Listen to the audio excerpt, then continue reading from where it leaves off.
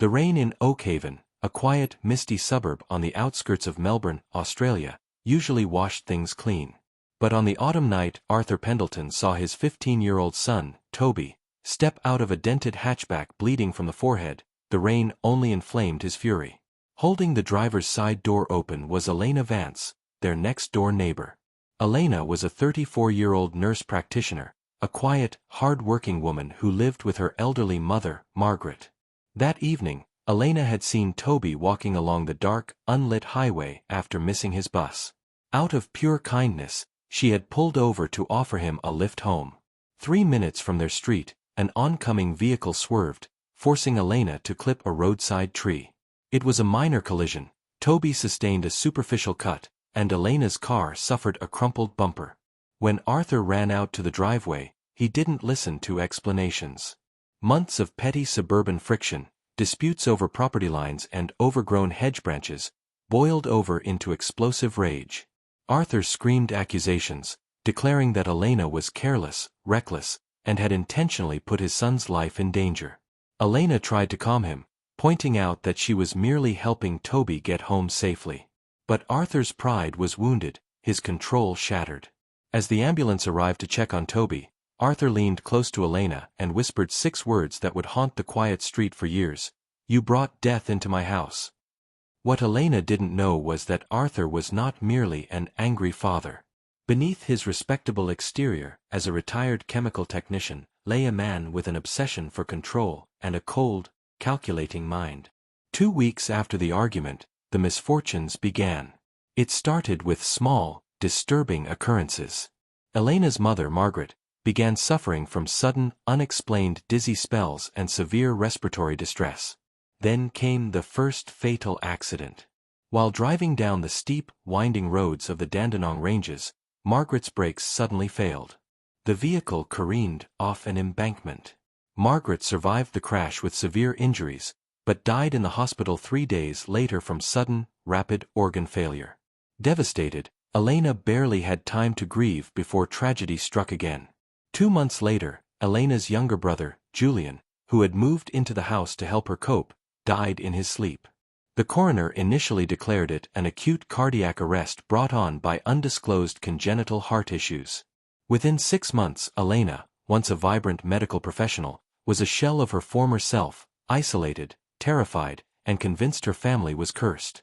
Neighbors whispered about the doomed Vance household, while Arthur Pendelton watched silently from his kitchen window, offering cold nods of sympathy whenever they crossed paths.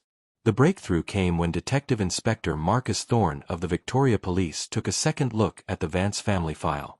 Thorne, a seasoned investigator with an eye for statistical anomalies, found it impossible to accept that 3 catastrophic health events and a fatal brake failure could strike one household within months purely by chance.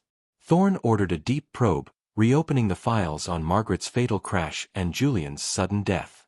When forensic mechanics re-examined the remains of Margaret's car, they discovered microscopic traces of synthetic lubricant applied deliberately to the internal seal of the brake fluid reservoir, causing slow, delayed corrosion that would fail only under high pressure on steep descents.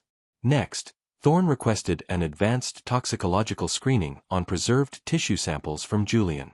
The results were chilling: traces of thallium, a odorless, tasteless heavy metal historically known as poisoner's poison. The investigation shifted from a series of tragic accidents to a calculated serial murder inquiry.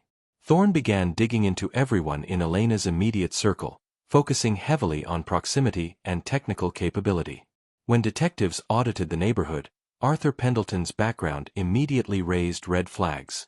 Records revealed Arthur had worked for 20 years in an industrial chemical manufacturing plant before taking early retirement. A secret search warrant was executed on Arthur's property while he was away. In a hidden compartment beneath Arthur's basement workbench, investigators uncovered a nightmare: small vials of thallium compound, detailed journals logging the daily routines of the Vance household, and a long-range directional microphone used to eavesdrop on their conversations. The deepest twist, however, emerged during Arthur's interrogation. As Thorne presented the evidence, Arthur didn't break down into remorse. Instead, his calm facade cracked into bitter vindication. He confessed to tampering with Margaret's vehicle and systematically poisoning the Vance family's shared rainwater tank, the primary source of drinking water for their older property, with precise, non-lethal doses designed to mimic gradual organ decline. When Thorne asked why he targeted Julian and Margaret when his argument had been with Elena, Arthur exposed a chilling truth that stunned the police room. Arthur revealed that years prior, long before the car accident, he had been involved in an illicit, covert chemical disposal operation on land adjacent to the neighborhood. He had lived in constant, paranoid fear of exposure. During the heated argument on the night of Toby's minor accident, Elena, in her frustration, had mentioned noticing weird container deliveries to his garage over the years and threatened to report his erratic behavior to the local council. Arthur didn't just want revenge for his son's minor injuries. He used the accident as a catalyst and cover to systematically eliminate the Vance household, framing their deaths as a tragic streak of bad luck before Elena could ever connect the dots to his past criminal enterprise. The revelation rocked the quiet community of Oak Haven. Arthur Pendelton was charged with multiple counts of premeditated murder and attempted murder, ultimately receiving a life sentence without the possibility of parole. Elena Vance relocated far from Oak Haven, carrying the heavy scars of a tragedy born from a single act of kindness, a devastating reminder of the unthinkable dark secrets that can lurk just on the other side of a garden fence. Enjoyed this story? Don't forget to like this video and subscribe to the channel for more deep-dive true crime stories every week. Hit the notification bell so you never miss an upload. If you were in Elena's shoes, would you have ever suspected your quiet neighbor was behind it all, or would you have written it off as terrible luck? Let me know your thoughts. Drop your comments below.